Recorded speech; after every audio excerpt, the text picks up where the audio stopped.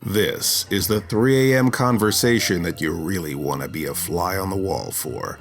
This is the Sleepless Knights podcast, hosted by Mr. Lobo of Cinema Insomnia and my producer Paul Sanders of BESTOW TV.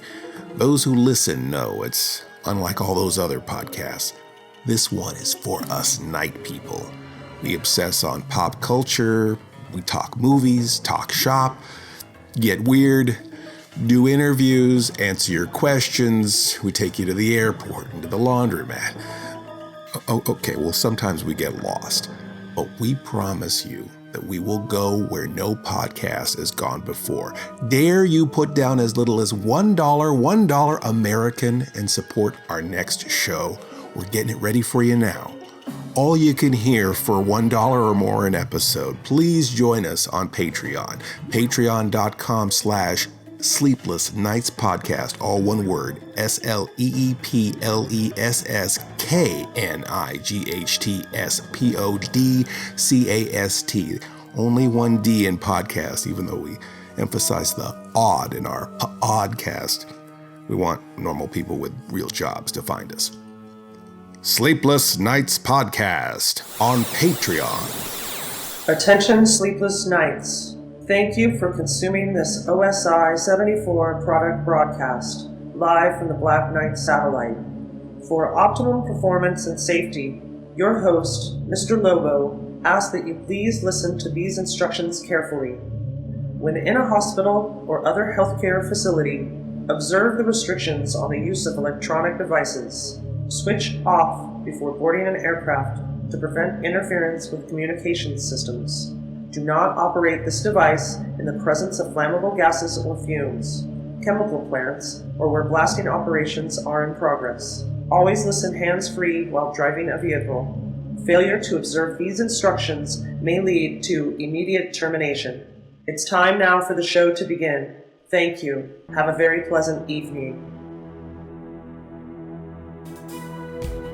You're not dreaming. You're listening with your ears to the Sleepless Knights podcast. I'm your host, Mr. Lobo, and I am here on terra firma, but out in the forest reaches of outer space, your friend and mine, Paul Sanders of BESTOW TV, our producer, has been having many adventures. Many, I would say misadventures more than adventures. But anyway, Paul, can you hear me? Where are you at now? Hear you. Yeah, I'm still floating around in space. I just, moments ago, I just got back from a supply run. I went to Asteroid M. I went to Magnetomart. Footnote. Bonus points to listeners who get the reference. Comment below. And yeah. I guess the whole chronic diarrhea thing has spread up here as well. Like, couldn't you keep that to yourself? Why couldn't that just been an Earth thing? You're telling me that we're dealing with an intergalactic pandemic now? It's the intergalactic shits, I guess. Wow, that's amazing. You know, they say it goes downhill, but it also goes into space, apparently. In space, nobody can hear you squirt, I guess. Oh, boy, please, Paul. Seriously. The store has signs all over that you have to stay 6 feet apart. Maybe you know this better than me. Is that the splash zone for chronic diarrhea? Because if it is, I don't want to mean to brag, but I'm a record breaker, and I could probably beat that 6 foot splash zone. I'll just take your word for that, Paul. But I think that 6 feet is a courtesy minimum. I suppose it varies from person to person how far they think their chronic diarrhea may splash. I don't know why we're talking about this. Just continue with what you were saying. So yeah, I see that now they make you wear face masks because I guess they don't want the chronic diarrhea to enter those orifices, which makes sense. Mm-hmm. So I had to go out to the old life pod and root around in my med kit to find one.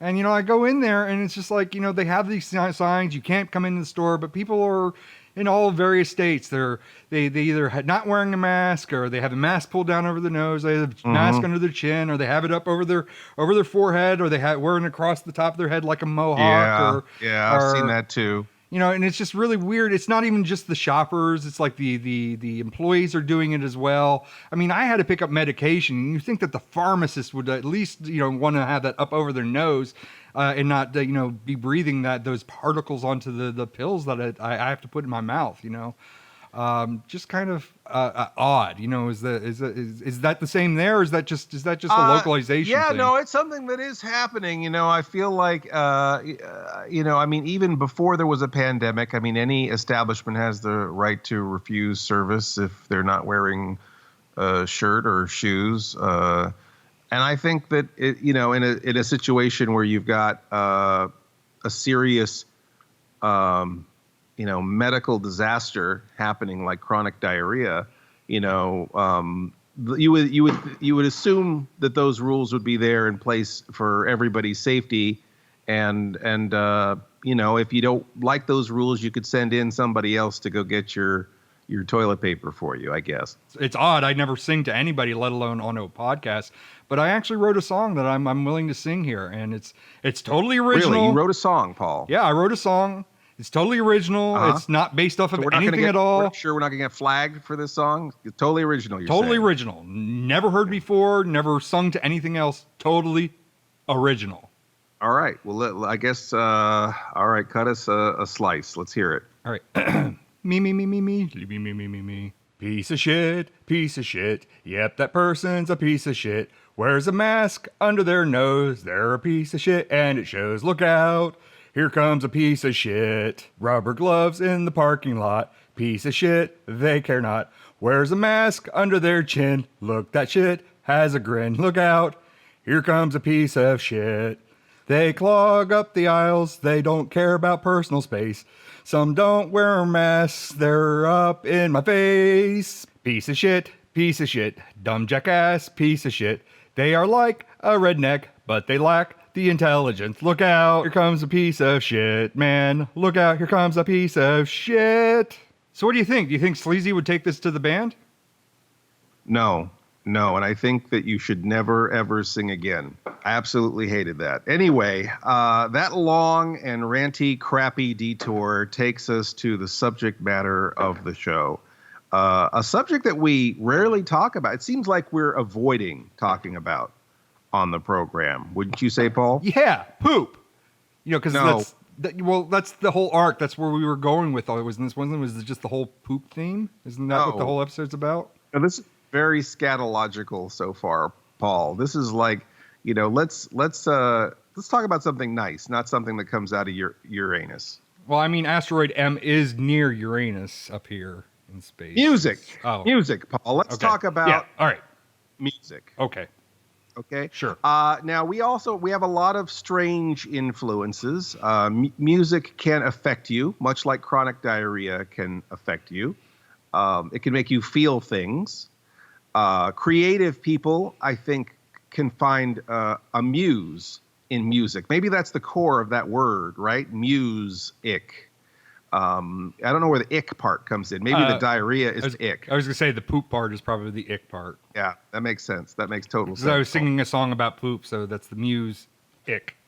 Yeah, let's not talk about your poop song anymore. I think we should talk about music. And I think we should talk about our influences in particular. Like, I think that you're a music guy. You grew up with a music background. You've been in bands. I am a creative person. I've always had friends who were musicians. I don't know things like math or coordination, so I don't play an instrument per se, but I have collaborated with musicians and even worked on songs. But I don't think when people think of Mr. Lobo, they don't necessarily think of a person who is inspired or influenced by music. But my work is very inspired by particular music and a lot of weird stuff. I listen to a lot of weird eclectic stuff, and actually you do too, Paul. You've got some weird eclectic things in your collection, your music collection. I don't know what you're talking about. I listen to the same thing everybody else listens to. U2 and Nickelbag, Cardi yes. Be good. All that stuff. All that jazz. Yes. Yeah, I heard that album too. Yes. Well, I know that we both grew up listening to Dr. Demento. Yes. Right? You were correct. There's a lot. I heard a lot of weird stuff for the first time on Dr. Demento. I heard Devo for the first time, which, of course, famously I'm a big fan of and definitely has influenced me creatively. Weird Al Yankovic. Mm-hmm. You like Weird Al a lot, too, don't you? I do like Weird Al. Weird Al is interesting. I think the first thing I heard from Weird Al was Another One Rides the Bus, right? And he was that was on Dr. Demento, and which was this parody of the Queen song. We're dealing with novelty songs here, parody songs. The Queen song "Another One Bites the Dust," and he sang "Another One Rides the Bus," and another one's on, and another one's on, another one rides the bus. Hey, he's gonna sit by you. Yeah, and the little fart sounds, right? Yes. The hand farts. Always back to poop. Always we get there. I don't understand. I'm usually run a classy ship, but not here. Did you say a classy shit? Oh boy, it was interesting because it heard it on Dr. Demento, and I thought, wow, this is just some nerd with an accordion being funny. And then I found out that he recorded that song in his bathroom because he liked the acoustics. Mm-hmm. And the fact that like just some guy in his bathroom with an accordion could have a charting song, is pretty amazing. It's kind of weird is that I took that tip when we used to do voiceovers and stuff like that. I used to put people in the bathroom to record the voiceover work because of that tip that he said, because of the acoustics, and it worked. When you're in a pinch and you don't have a recording booth, you send somebody in the bathroom. I think that's like the Phil Spector wall of sound in that bathroom.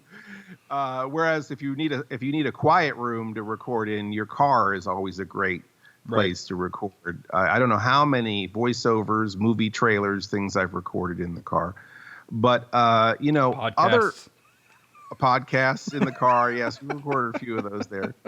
But other musical influences, Barnes and Barnes, they did a song called Fish Heads. Mm-hmm. Now you're a big fan of the Mike Patton stuff, right? Right. Mike Patton, Faith No More, Mr. Bungle. Dixie really loves Mike Patton stuff also.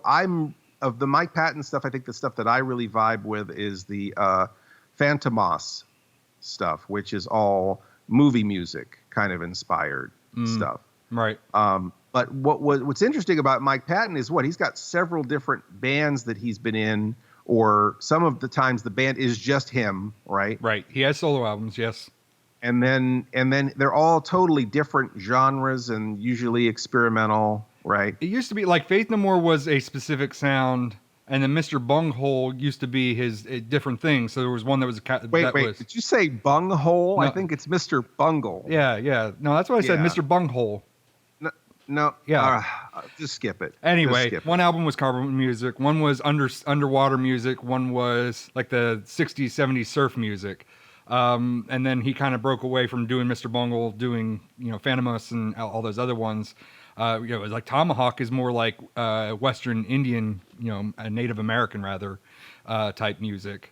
So they're all, he kind of makes bands that just are inspired by a specific genre of music. Yeah, and it's kind of inspiring when you see someone who is so out there having such a mainstream success, I think that's kind of inspiring for any artist where they can do something that's really out of the box and exciting and somehow, they break through. And so do you listen to like Mike Patton and stuff when you're writing or when you're editing? Some of the Mike Patton stuff I'm inspired by, some of the Weird Al, mostly stuff that's inspirational to me is like instrumental kind of stuff, like soundtracks and stuff, or what's more in line with me to writing. It depends on the mood that I want. Oh yeah, absolutely. I mean, soundtracks are another thing I really enjoy a lot. Other than, we're talking about eclectic styles. A novelty music is something I listen to.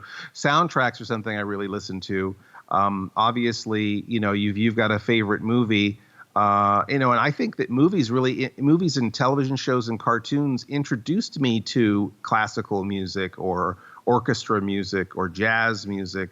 Those were kind of styles that, they didn't really play on top 40 radio. Right. And then suddenly, Star Wars has me as an 8-year-old kid seeking out all this classical music because it reminds me of Star Wars, or watching Johnny Quest or seeing the Peanuts specials every year on the holidays, and wanting to seek out jazz music and hear more music that sounds like that. So soundtracks can be really inspiring in a way because they kind of you don't have to be able to dance to it. You can tell a story with it. Right. Which is if you're a creative person, that sometimes that kind of music can just set your imagination on fire. One thing with Dr. Demento is, I never really knew the film Rocky Horror Picture Show before Dr. Demento. I knew of the Time Warp. That was always in the top 10. I always knew of that through Dr. Demento. I was always more familiar with Monty Python through Dr. Demento. Like, I never really watched the shows or the movies, but once I became interested in the television shows, it was like, oh, hey, I'm familiar with this bit. I'm familiar with this joke already. Right. Oh, here's the Lumberjack song. Yes. Yeah. I think I may have heard the Lumberjack song first on Dr. Demento, too, before actually seeing it on the PBS station or whatever station showed Monty Python. The Dead Parrot Routine is what I knew it from. Dead Parrot that's sketch. not a song, but Yeah. It is amazing because it definitely, that's another thing too, is people who like Dr. Demento, who are kind of gatekeepers, who kind of give you all these samplings of things, and then it kind of gets you started in all these different creative directions because you're hearing stuff, different people, different points of view, different styles, all in one place. Who would really like to talk about Faith No More and Monty Python? Does the first name start with an R? No. Then no, I don't know who you're talking. Who Aaron and Dixie. Oh, Aaron and yeah. Dixie. Okay. I was thinking maybe we could talk about that. We could talk to Aaron and Dixie and see if we could get a little, we could have a little variety to these proceedings and maybe get their opinions about music and weird music and inspiring music. Well, you can go ahead and do that. I'm going to go see what I can do about copyrighting the song because I got to get on top of this before somebody jumps on it because, just singing on the podcast means that somebody's just going to rip it and throw it up on YouTube, and then the High Council of Communications Consumption is going to copyright strike me for my own song, even though I'm the first one that sang it. I got to get on this. I got to Paul, I've been meaning to talk to you about something because, it just sounds like you're making excuses. I don't mean to bust you right here on the show, but it does seem to me, and I think I need to make this point, that you just disappear every time we have Aaron and Dixie on the show now. Let me just dodge your question and give you a Band-Aid answer. What I can do is pre-record some of my reactions, and then it'll be like, I'm in the room with you, you just all these interactions is just like it's all natural. So wait, are you suggesting that I just talked to Aaron and Dixie and then we just drop in canned responses of things you might say in a conversation? I mean, can you give me an example? Like I could do a or I could do a lol or a yep oh wow, you got me there. No, I'm not going to put on pants. You put on pants. Can you get this damn cat off of me? I disagree, but go on. Oh, wow. Yeah, you know what? I think that would work, actually. Yeah, I think it'll be exactly like you're there. So, all right, then. Well, without any further ado, let's go out to our first break, and we'll be back with an exciting conversation about music with Aaron, Dixie, and just random canned responses from Paul. I disagree, but go on. Wind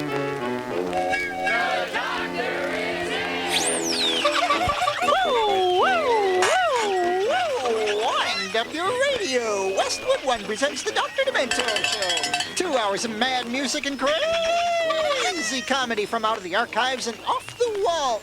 Featuring Alan Sherman, Bill Cosby with his new album, Howie Mandel with his, Frank Zappa, Eddie Murphy, The Frantics, and some special treasures from the archives. Some of the very best of the thousands of unreleased tapes we've received over the past 15 years. 40 minutes or so worth of things you'll never find at any record store or most likely hear anywhere else on the radio.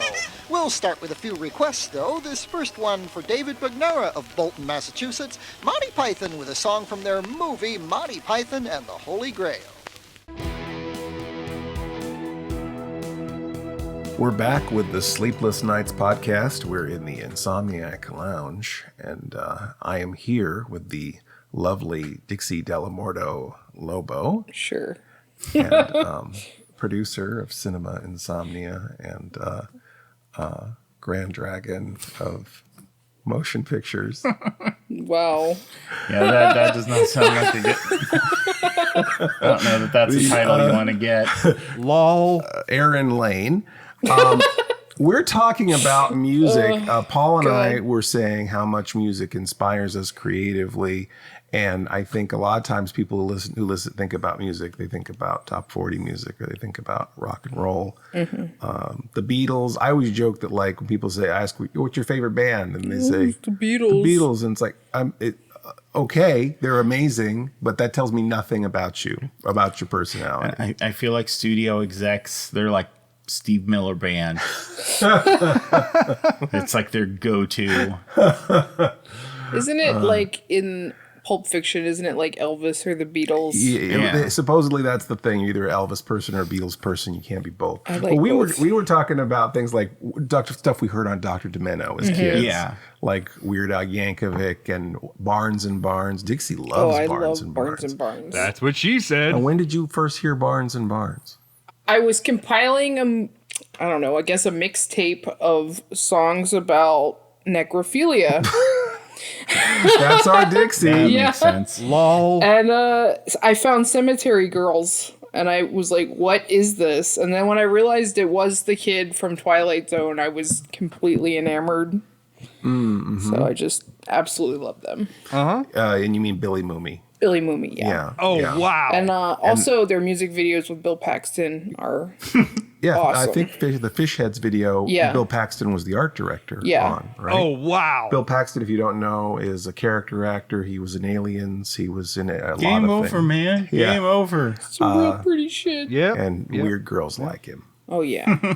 A lot. That's what he said. Devo, I mean, I can't stress how much I'm obsessed with Devo. Oh, yeah.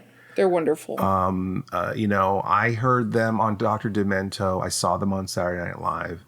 And there was a video I rented. I think it might have been The Truth About De-Evolution, or I think it was The Men Who Make the Music. Mm-hmm. And it was a bunch of their music videos, all connected with this storyline of them being in this sort of postmodern futuristic world. And, there's this weird kind of kitschy aesthetic to everything. And they've got their plastic jumpsuits and their 3D glasses. And sometimes they have the energy dome, which, of course, people always say, flower pots pot. Or like lampshades. lampshade. I don't know. They don't really look like either of those things. Oh, wow. But, people always just the closest association. The one-hit wonder, that's the thing that people always say about Devo. Yeah. Also, my argument for the one-hit wonder is that, well, they're not one-hit wonders, but also they're the only band, well, I think one of the only bands that's in heavy metal more than once. Yeah, they've got two songs in the movie Heavy Metal. Yeah, the animated movie Heavy Metal. Oh, wow. They've got a lot of music in movies on soundtracks. Mm-hmm. There's they did 9.5 Weeks and Fright Night, and a movie called Beer Patrol. Yep. And the reason I know this is because not only have I collected every major album and bootleg of Devo and single, other than the Beatles, I think they're the only band that I've tried to get their entire catalog. Mm-hmm. A lot of weirdness, but a lot of movie soundtracks where I only have it because there's just one song on there. Heavy Metal, of course. Working in a Coal Mine is the single from Heavy Metal. Yep. Well, and there's the Bill Paxton connection. Right? With Martini Ranch, the new wave band Martini Ranch was kind of partially Devo or somewhat Devo produced. Yeah, I think they produced it. So I think Mark Mothersbaugh and maybe Bob Casale or someone in there. I think a couple of Devos are on the team there for Bill Paxton's band, Martini Ranch, which they did a song, How Can the Laboring Man Find Time for Self-Culture? It's so good. Find the video on YouTube. Find the video, listen to the music. Oh, and the guy who directed that music video directed a bunch of Barnes & Barnes music What, Rocky videos. Schneck? Yeah. Yeah. He's incredible. He's supposed to be at Rocky the... Schneck directed a Devo music video, Yeah, too. he's supposed to be at the thing in Ohio. Who? Rocky Schneck. What thing in Ohio? Oh, the Devotional. Yeah. Which is a yearly, in Akron, Ohio, which is where Devo comes from, which was a very industrial area, which inspired a lot of their aesthetics. Because I think they made rubber and plastic and things like that in factories. And that was the world they grew up in. The Devo album with the golfer on it is actually parodying the box that golf balls came in that were made in Akron, Ohio. Anyway, oh, wow. But yeah, Rocky Schneck is going to be at the Devotional, which is the Devo gathering. If they're even having it, actually, I don't know. If they're even having, because of the chronic diarrhea. Diarrhea, yeah. We have the diarrhea issue. Oh, Abraham Lincoln, whatever. Bullshit. Monkees, beards, we know. Monkees, beards. Monkees, beards, and explosive diarrhea. Can you get this damn cat off of me? So I guess Paul's been listening to a lot of music out in space. Isn't that right, Paul? No, I'm not going to put on pants. You put on pants. That was one of Paul's stock responses. So. No, I got that. Yeah. So I was laughing to whatever he said. Lol. But now we've totally thrown the veil back. Yes. Well, Paul was concerned that it didn't seem like he cared that he was in these segments with you guys, so he created a bunch of stock responses so that he can be here with us. Thanks, Paul. And we're not even going to act like he's actually here. We are explaining to the audience that he phoned it in. Oh, man. The magic of the show. Oh, wow, you got me there. So movies and music and movies, so a lot of times we will buy an album of a soundtrack, and we listen to a lot of soundtracks too, other than novelty music. We listen to a ton of soundtracks. I mean, I think most of my record collection before I met Lobo was just soundtracks and Halloween records. Oh, wow. Well, and then to give context to the Steve Miller joke earlier, we always talk about any soundtrack where they want a rock band, but they can't actually afford the band they want. They're just like, fuck it, let's stick the Steve Miller band or in Bob there. Seger. No, or Bob Seger. That's who you're... Yeah, it's always Bob Seger. Yeah, Bob Seger. Yeah.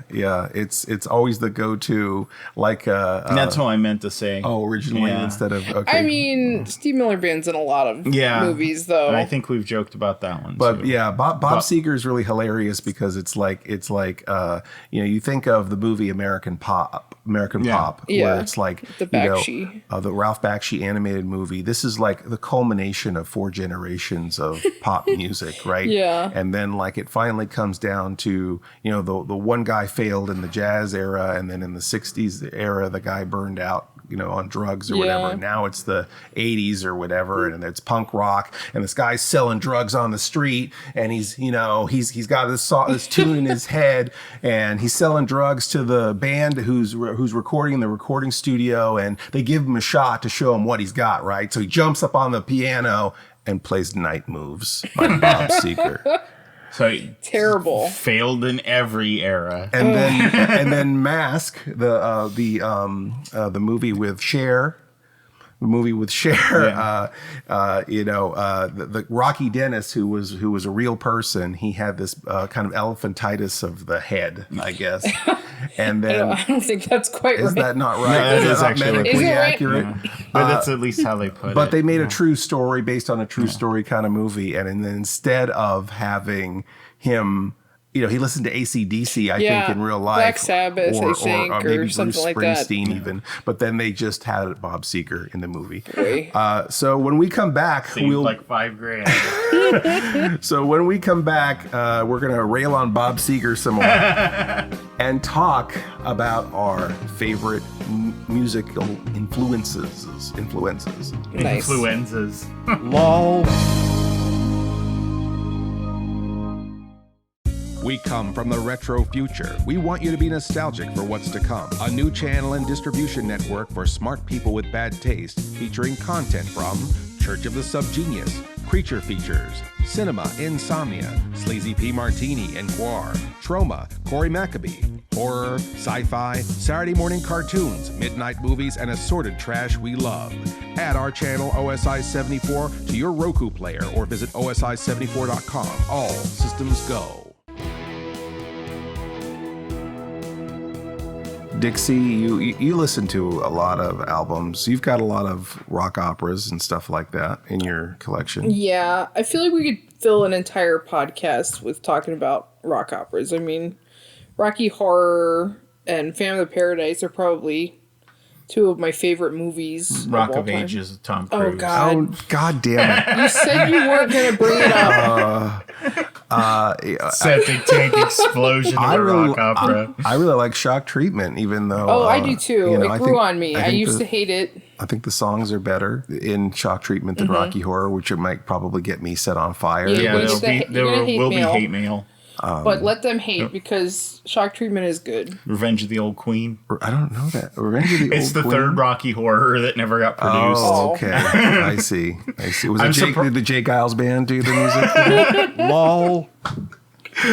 Bob Seger. Oh, Bob Seger, of course. They couldn't get Tim Curry to come back, so they got Bob Seger in there. Yeah, Tim Curry was supposed to play 2 roles in it, but they just never got the funding, so they didn't make it. Oh, that's a shame. Yeah. What's your favorite soundtrack of all time, Dixie?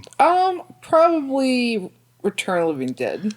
Return of the Living Dead's amazing. Yeah, it's got some of the best artists of the time. I mean, the Cramps, need I say more? I think that Party Time is probably one of the greatest, like, punk rock metal anthems of all time.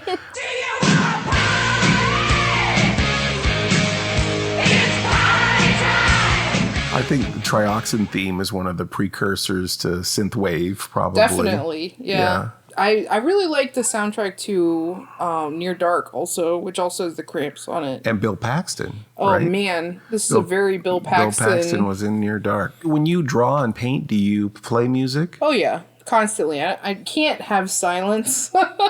So I always have music going. Dixie can never be alone with her own thoughts. Yeah. It's dangerous. It's like when I write and I edit and everything, I usually will have some type of music going too. I think that is kind of an artist thing. What kind of music do you have going, Aaron? Usually classical or scores, things like that.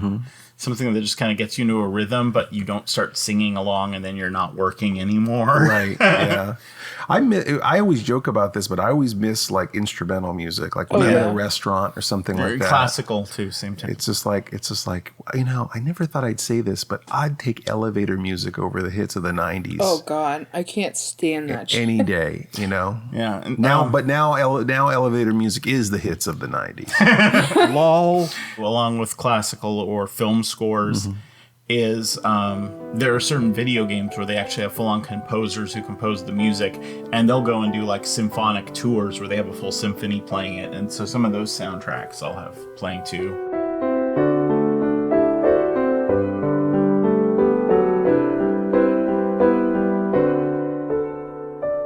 And I'm sure you have all the John Williams stuff and all that. Danny Elfman, Hans Zimmer. Clockwork Orange has a great soundtrack. Oh, yeah. Yes. Wendy Carlos, who also did the Tron music also. And a ton of other soundtracks. Yeah. Oh, wow. Did she do Hooked on Bach? Switched on Bach. Switched on Bach, right. Yes. I had that record when I was a kid. That was actually one of my favorites. One of our fabulous trans-Americans. Yes. Right? Doing fabulous sci-fi and fantastic film themes, business. Business. Like electronic keyboards and such. Synthesizers. Paul, got any interesting trivia about the human head? Did you know the human head weighs 8 pounds? Well, thank you. That was fascinating, but pointless. Oh, wow. You got me there. Yeah, that was exactly what we needed at that moment. Now, when people think of Cinema Insomnia, the music they think of is Stan Fong's Stomping at 3 a.m. Stan just worked at the TV station. He played jazz. He had some songs that he had written that were original. And that was my favorite. And when he said the name of it was Stomping at 3 a.m., I'm like, well, we're on at 3:05 in the morning. This has got to be our theme song. Yeah, it was Kismet. And he has that single now for sale online somewhere, doesn't he? He does. I think it's for download or something for 75 cents. So if you want to own the full song that is the Cinema Insomnia theme, Stomping at 3 a.m., look for Stan Fong. Footnote number 2. You can find Stan Fong's Stompin' at 3 a.m. at www.soundclick.com. Probably around 2012, started using the Mars remix of it. Oh, Yeah, that was the 10th anniversary version, and that basically had some sort of Doctor Who-ish kind of affects added. It was still Stan's song, but then there was another layer that Mars Homeworld added to it that kind of brought it up to date. Well, and I remember it had already been done at some point beforehand, but then when I was putting together the War of the Planets episode, I went and added it still has the old theme and you have this other file in here. So I went ahead and mixed it into it, and you're like, well, that's been on the show for a while. And I went and checked, and it's like, no, it's actually never been used. And so we went I think it was a year late for the 10th anniversary, but it was recorded for the 10th anniversary. Oh, and I think it was even credited in episodes where it wasn't used. I don't know. We must have gotten mixed up somewhere. Yeah. And we were having a lot of trouble. I mean, which is why we brought you in initially to get those episodes edited and put together. Mars also does the theme to the podcast. Cool. The theme that you hear, bum bum bum bum bum. So we got a lot out of Mars. He did the Cinema Insomnia 3000 theme also. Oh yeah, the Mystery Science Theater parody theme version. We've had a few versions of the theme, right? Oh yeah. Then there is also the Insomniac Theater version, where it was a jazz band. Live jazz band in Louisiana. They did two versions of it, right? They did two versions. It was and then the funk version. The funk version that Buddha did for the 70s episodes. Yeah, and wasn't someone from Parliament involved with that too? Maybe. Yeah, if I remember, Buddha I think like that. the bass on it, I think, is one of the guys from Parliament. Oh, wow. That's incredible. Then there was the, for the Return Coming, there was the Twin Peaks version of the theme. Wow, I forgot about that. Yeah. Oh, and Stranger Things. Chris Severn did the Stranger Things version for the episode Paul directed. Nickel Might. Nickel Might did the. Sorry, we busted out. Yeah. We used his real name. dead named him on the air. We didn't do it to Wendy Carlos, but we did it to Chris. Chris Severn, not Chris Severn. Michael Knight. Michael Knight. That's Knight Rider. Which is also a major influence on us. And then the hyperspace theme starting this last season. Scott Moon, the hyperspace theme, which we did for the 16th anniversary, which is kind of almost like a techno version of the theme. So we've kind of gone through a lot of paces just with our own theme. Yeah. Not to mention all of the weird movie music and alterations and weird, funny editing that you've done. Yeah. Putting music in the movies that what wasn't there originally. Yeah, like Gamera Super Monster. The ending, which is just very much like a total Superman ripoff of them flying through like space holding the kid's hand, I think. Mm-hmm. And so we took the John Williams Superman theme, threw it in there, fully expecting to get hit with a copyright strike, and they just completely ignored it. Somehow it's fine. Yeah. That one went, I think that the parody of it is at least communicated. And then I always think of the... I'm hearing growling animals now. Stray and Garbage Cat are at it again. I'm gonna go shuffle them up a little bit. Can you get this damn cat off of me? Are you shuffling up the cats?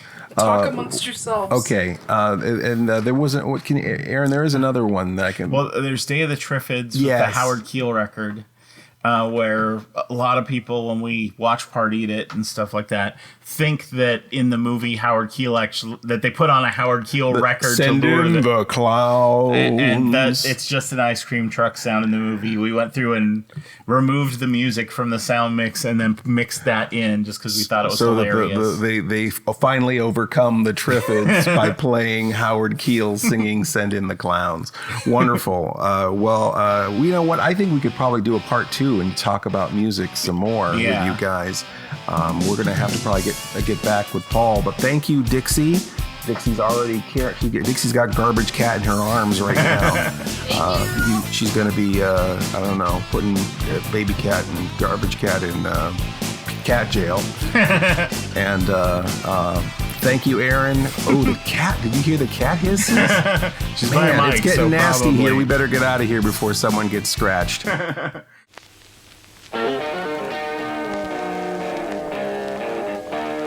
Man, is that Freedom Rock? Yeah, man. Well, turn it up, man. Lord, I was born a rambling man. All the world by join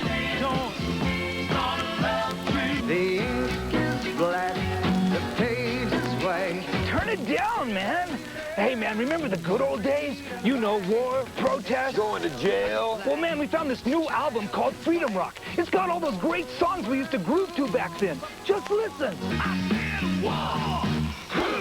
Good God, y'all. Don't you want somebody to love? Maybe I'll be there to shake your hand. Maybe I'll be there to share the land. Making friends for the world to see. To everything.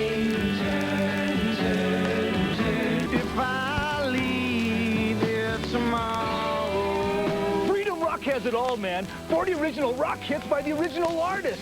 On 4 records, 3 cassettes, or 2 CDs. Here's more. In a white room with black curtains. You see, I've been through the desert on a horse with no name. I've seen fire and I've seen rain. Sunshine go away today. They clog up the aisles. They don't care about personal space. Some don't wear masks, they're up in my face. Come on, people now. Man, you should get Freedom Rock, too. 4 records or 3 cassettes are only $19.95. 2 CDs, only $24.95. You're not dreaming. You're listening to the Sleepless Knights podcast. Aaron and I talked a lot about the soundtrack to Cinema Insomnia. It would be cool to put out a Cinema Insomnia soundtrack album. We've had a lot of weird music on the show over the years, parodying music from popular movies and things. You know, I think about all of the movie music that's inspired me. Paul, have you listened to movie music too? You've got a lot of soundtracks in your collection. A lot of the stuff is instrumental stuff, a lot of orchestration stuff like John Williams and stuff. I mean, one of the oddities in my collection that I had used to inspire me a lot. I've written a lot of scripts to is the soundtrack to Call. Have you ever heard of Call? Wait, did you say Crow? No, Call. Like Call of Cthulhu. Call? Like Call Your Mom. Is it like Call or is it like Cull? No, it's Call. Oh, it's Cull. Call. Call. Call. Yeah, Call. Yes, Cull. Call. Yes. Yeah, Call. I'm hearing you. Call. Call. Like Call the Conqueror. Call the Conqueror. Yes, the movie. Call the Conqueror. Wow. The next step up, the one that's supposed to replace Conan the Barbarian. It's supposed to be Call the Conqueror. Yes. With Kevin Sorbo. After you've endured Conan and maybe Lou Ferrigno's Hercules and possibly Red Sonja, you might be ready. Maybe after Krull and a couple of and you're the Hunter from the Future and Ator, then you might be ready for Cull the Conqueror. Nobody's ready for Cull the Conqueror. That movie sucks. A horrible movie. But somehow that music gets you, right? Yes. So you write to that music, and what's so special about the music? I mean, other than its orchestra, what is so special about the music from Cull? It's I mean, music today is probably a little bit closer to what it was, but back then this is probably unique, or was unique sounding to me, was that it was orchestration mixed in with like metal guitar mixed in with trap sets. So it was all this orchestration, but with like a metal sound to it. And I found that very inspiring to writing.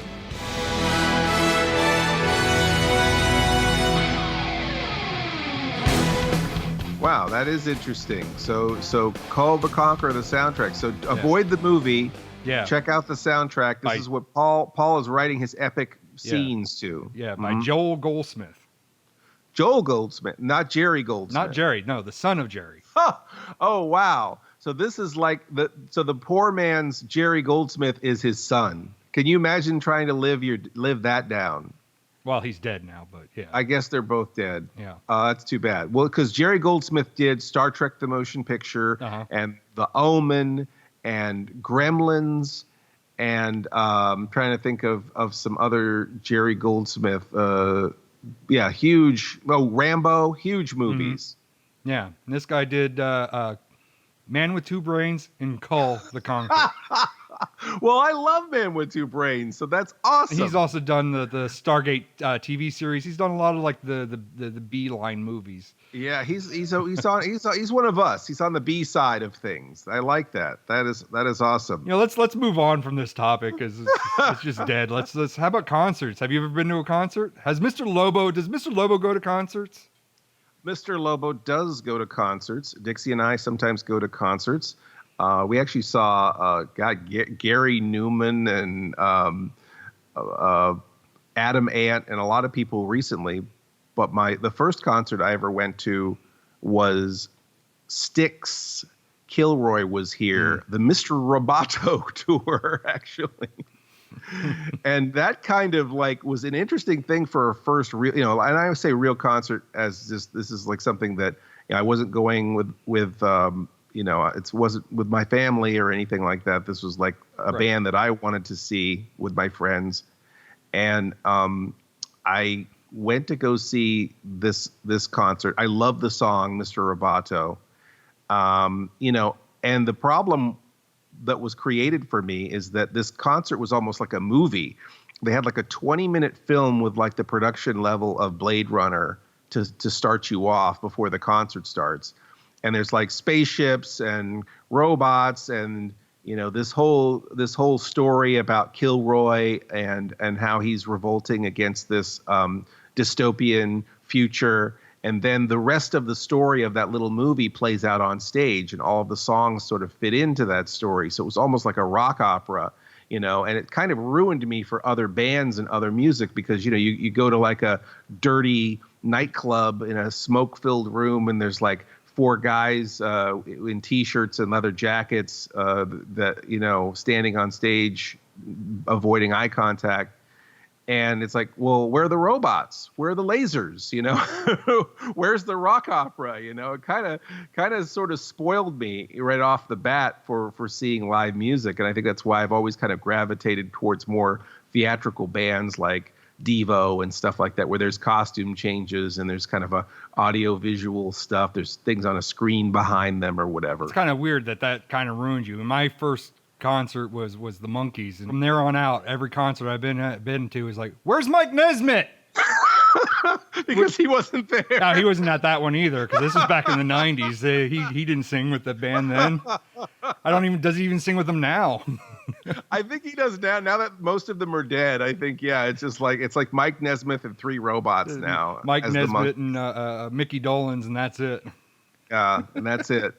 And I think it's like Kraftwerk, though. I think 2 of them are androids now. I mean, it's kind of weird is that, the Monkees thing was kind of just a fad at that time. It was just something that, it was on Nick at Night and everything. And that was just something I was into then. But you don't have to be embarrassed about the Monkee. Everybody loves the Monkees. Everyone goes through their Monkees phase where they want to hear I'm a Believer and Last Train to Clarksville.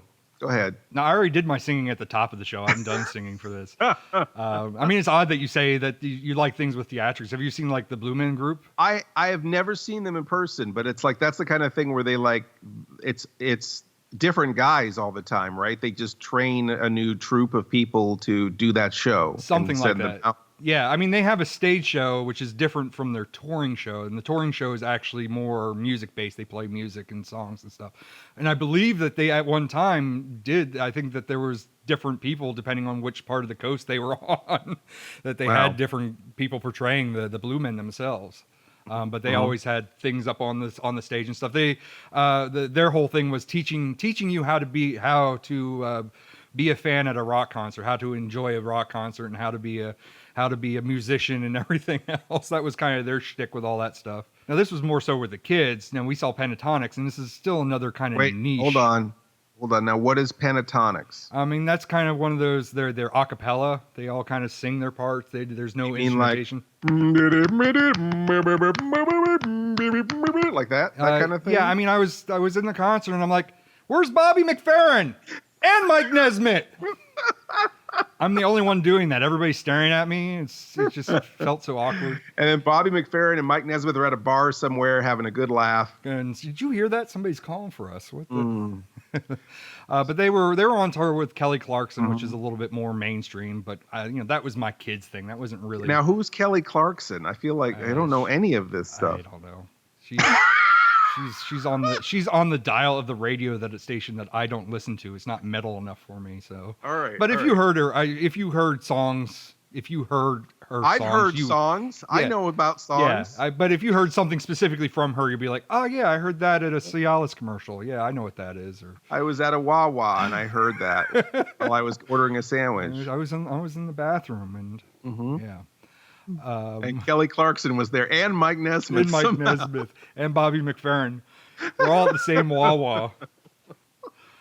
I believe that's a setup for a joke. But I guess the first real concert was supposed to be this summer. One of my favorite bands was Green Day. The whole family, was going to take the kids and everybody to go see it. It was their Christmas present last year. And, Green Day was the main one that we wanted to see. It's the Super Hella Mega Tour. But it was Green Day, Weezer, and Fall Out Boy were supposed to be there. But they all got Can you imagine the douche quotient at that show? Well, I know there's myself, and then you multiply it by, and then you subtract it by Mike Nesmith, divide it by Bobby McFerrin. Douche magnet. Yes. Thanks for calling me a douche, by the way. I'll remember that later on in this segment. But they ended up canceling the concert this summer because of an extreme case of chronic diarrhea. I mean, 3 bands get chronic diarrhea and they canceled it, and I'm just out of the cash for the show, I guess, or whatever. But, well, hopefully they'll refund you, or maybe they'll all perform again once all the chronic diarrhea is cleared out. Who's someone that you have seen in concert that is theatrical, that has a lot of costume changes and stuff like that? Weird Al happens to do a lot of costume changes. You know how he looks now with the sort of longer hair, no mustache. He kind of looks like my friend Scott Moon, but yeah, it's weird. Like no mustache and the flatter hair kind of puts me off because he looked so iconic for so long. And when he goes and he sings his songs, when he goes back in his library, he actually goes back to those looks.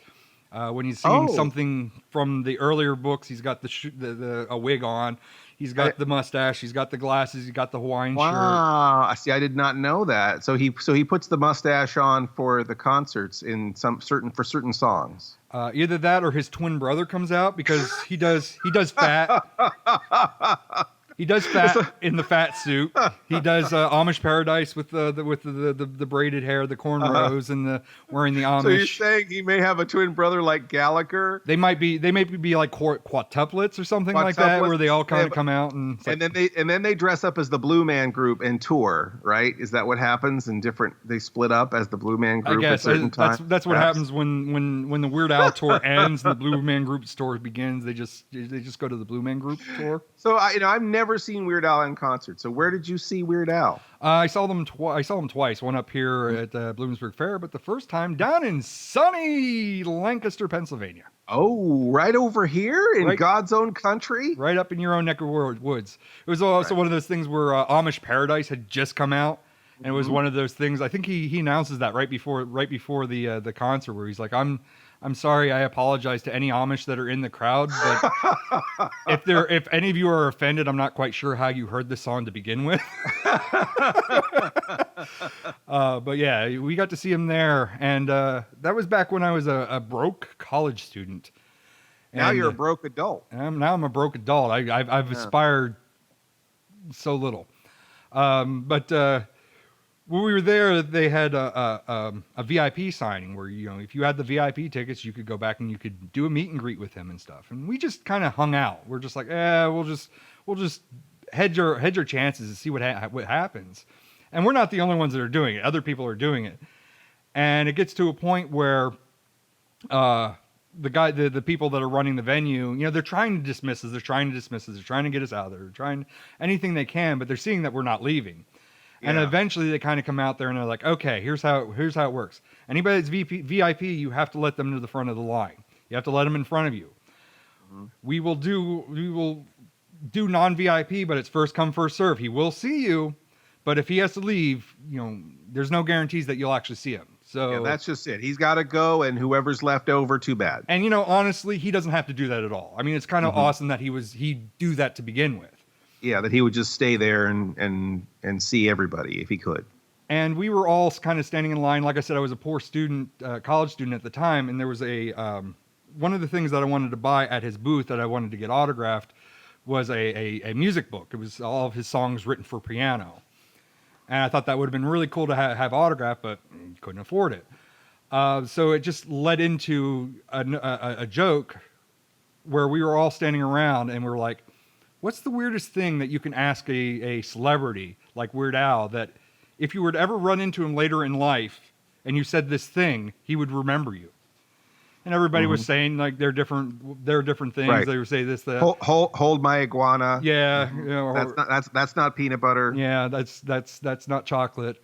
And it came around to me, and I thought about it for a while, and I'm like, it would be funny if I just came up if I asked him, it's like, if I write you a personal check, can you cash it so I can go buy something out at your booth? Which was you probably would have bought something at his booth. I probably if he would allow that. Yeah. But it was a joke. It was like, I didn't expect him to do it. And everybody was in it. That was actually probably voted the most popular because it's like, you go and you run into him, say Hershey Park or something like that. And you say, hey, can you cash a check? He may remember that. He would like, oh, you're that guy. Yeah. Well, can you still cash a check? We kind of get up there, and I don't have anything to autograph, but my friend he happened to have 2 CDs with him, so he gives me one of his CDs, and so I get one CD autographed, and he gets the other one autographed. And we get up there, and it's getting to 0 hour, and it's like, we were doing this as a joke. We weren't being serious about this. What have I got to lose? I might as well just do it, right? So I get up there and I ask him, I'm like, so I got a question for you. If I write you out a check, could you cash it in so I can go buy something at your booth? I saw some really nice stuff up there I'd really like to have. And everything just shut down. He stopped autographing. He looks up, he just stares at me like, what was I just asked? He's just looking at me dumbfounded. And there's just this moment of silence on his end. On our end, we're all laughing our asses off because everybody around me heard us making that joke. So they're all in on that joke and they're laughing. And he just sits staring at me. I think he's like sizing me up. Like, is this guy for real? Like, is he really asking me this? Yeah. And finally he goes, no, I'm currently tapped out. And that was kind of his reply. We all had a laugh. And I didn't know that one of my other friends that was at the concert with us, they had bought me that book. Oh, you got the music book. Now, these aren't other people's songs. These are his originals that are in this book. These are his songs. I think that they had like Fat and Amish Paradise. And oh, okay. They had given me this book afterwards. And it actually became instrumental that summer. Because when I went to college that summer, I had to try out for band. You have to try out for your seat. And everybody, I play in the tuba section, so everybody they have John Philip Sousa, so all these orchestrations that are built for tuba, and I'm just like that. I'm probably gonna play just a scale or something to get in. Yeah, it's like I have no clue what I'm gonna play to try out and stuff. And I had this music book, and I'm sitting there and I'm flipping through it, and I flipped to Harvey the Wonder Hamster, a song that I've heard on Dr. Demento's show. Yes, and I'm sitting by a piano, and I'm just trying to piece together how to play the piano. I mean, I used to play it, but it's been such a long time. So I'm piecing it together and I'm playing it on the piano and I'm listening to the tune. I used to do this thing where if I heard a piece of music a few times, I'd be able to actually parrot it back. I could play it back. So I could do the transposing fairly easily. And I thought, what the hell? I don't have any sheet music. You have to try out. So, I transposed the song. I wrote out lyric sheets. I handed out the lyric sheets to the judges. They all had a laugh because here's Weird Al. Who the hell's trying out for Weird Al? And it's like, here you guys sing along. And I'm playing Harvey the Wonder Hamster for a tryout. The judges on the tuba. The judges are actually singing because they're all weird. Like they're from the low brass section. They're all just as weird as me. Yeah. So they're singing. They're laughing. I'm playing like crap because I'm laughing. Right. But at the end of the day, I ended up getting a placement. But I think the placement was that it was a placement because it was outside the box. It was something that kind of got transposed and got used for humor purposes. And it didn't really matter. Like I had nothing, so it didn't really matter. I wasn't guaranteed a seat anyway. Yeah. And it's just a long ass story to kind of come around where it's like, I'm inspired by Weird Al. I have a chance meeting with Weird Al. I get this thing that ends up being a part of art that comes back around and gets to be used into another segment that actually segues into another branch of creativity, not to bring the house down, but the songbook ultimately ended up getting lost that year. Our apartments got struck by lightning and the apartments burned down. But there's so many happy memories tied to it. There's just that whole clump of I feel like we need to have it. I think we need to put that on the Amazon wish list for Paul is the Weird Al Yankovic songbook. But then it has to be autographed by Weird Al and maybe made out to, where the fuck is Mike Nesmith? Maybe it's written out, yes, I will cash your check. Yes, I will. I'm going to cash this check so you can buy this songbook. The end. It's really interesting how much we've talked about Weird Al, because when people think of good music, that he's not the first person that you think of typically. But he definitely, I think, has inspired a lot of people, and he's outlasted so many of the people that he was making fun of, Right. Which is a testament to his own personal talent. And his original songs are really good. And I think that, hearing him on Dr. Demento as a kid, hearing Devo on Dr. Demento as a kid, I never thought I never met Weird Al. But I also heard the Archies on Dr. Demento, and I never thought I'd meet those guys. And I ended up writing a song with Ron Dante of the Archies for Cinema Insomnia. Oh, wow. Yes, that's right.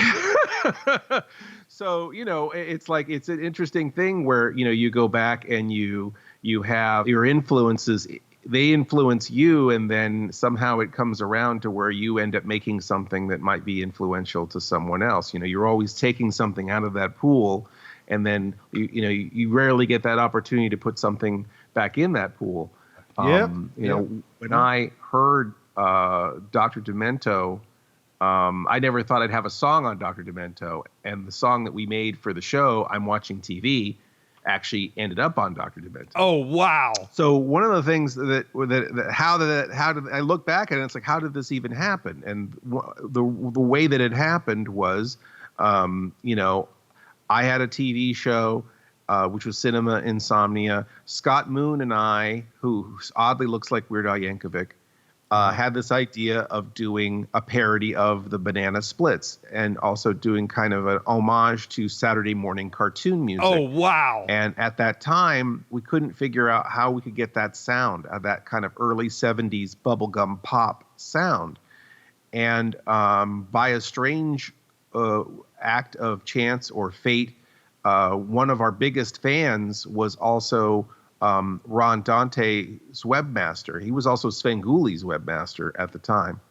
But somehow, some way, Ron Dante of the Archies, who sang Sugar Sugar, which was a song the Monkees turned down, by the way, a #1 hit turned down by the Monkees. Lol. So, Paul, nobody says it's LOL. Never mind. So, now, you shouldn't even say LOL either. You should actually laugh out loud. Never mind. Anyway, Yep. So we have this situation where I get a CD in the mail full of 50s, 60s music sung by Ron Dante, Mr. Bubblegum Pop himself. And he said, look, I love monster movies. I caught Cinema Insomnia. I think it's a great show. If you ever need anything, let me know. And Scott and I thought, this is our chance to do our bubblegum pop Saturday morning cartoon theme. This is the guy. He did the original Reese's Peanut Butter Cups theme. In every Hanna-Barbera cartoon where a bunch of teenagers get chased by a mummy, it's one of his songs that jumps in there. Not only was he in the Archies, he was the 1910 Fruit Gum Company and all this stuff.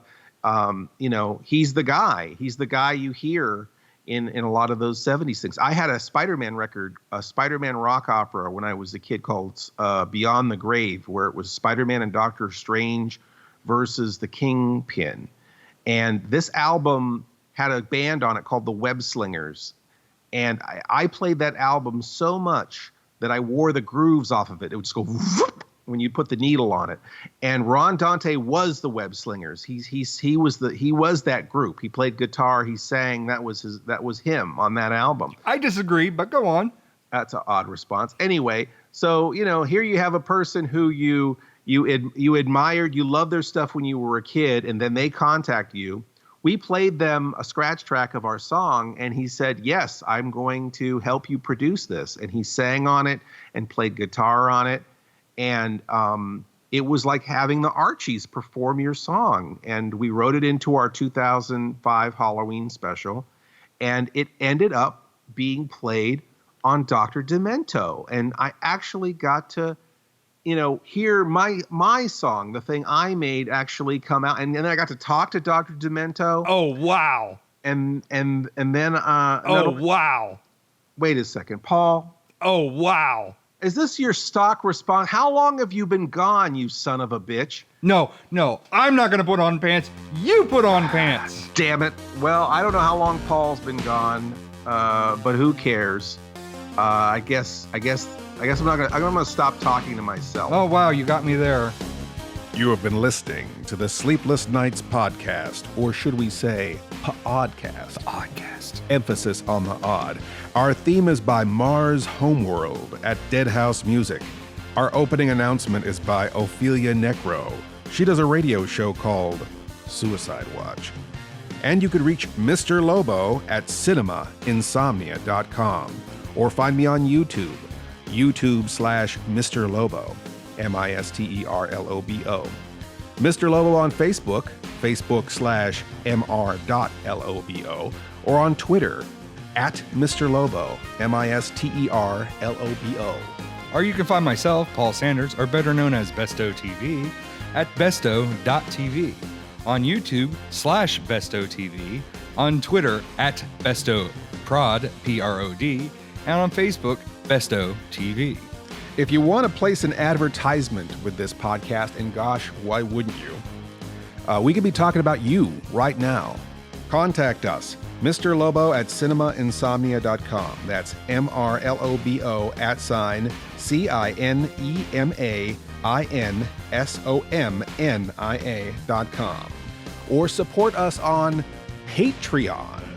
Patreon supporters get to hear this podcast before anyone else, and a lot of other great stuff, right, Paul? Sure. Doesn't get it better than that, right?